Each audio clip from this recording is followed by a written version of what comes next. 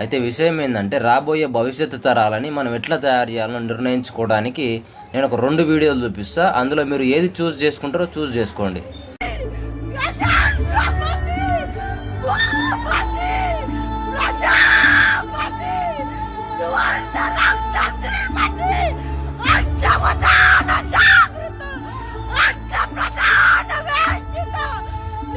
So చూసారు కదా ఆ అమ్మాయి ఎంత ఎమోషనల్గా కనెక్ట్ అయిపోయిందో.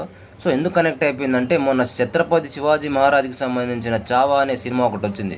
సో ఆ సినిమా చూసిన తర్వాత బాగా భావోద్వేగానికి గురై సినిమా థియేటర్లోనే బాగా నినాదాలు ఇస్తూ ఉంది. ఇప్పుడు ఇంకొక వీడియో చూద్దాం.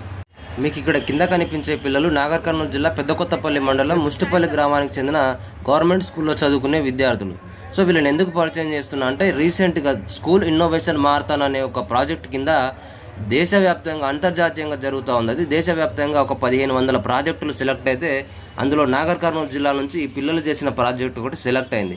సో ఈ ప్రాజెక్ట్ యొక్క ముఖ్య ఉద్దేశం ఏంటంటే ఎవరైనా వరదల్లో తప్పిపోయినప్పుడు వాళ్ళ చుట్టూ ఉన్న పరికరాలని ఆ సామాన్ని ఉపయోగించుకొని ఎట్లా బయటపడాలనే దాని మీద వీళ్ళు ఒక ప్రాజెక్టును తయారు చేసి ఇప్పుడు అది దేశవ్యాప్తంగా హల్చల్ అవుతూ ఉంది.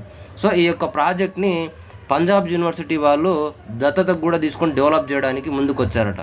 సో ఇది విషయం. సో మన పిల్లల్ని ఎట్లా డెవలప్ చేయాలి, ఎటువైపుగా తీసుకుపోవాలనే మొత్తం బాధ్యత మన మీద ఉంది, ఆలోచించుకోండి.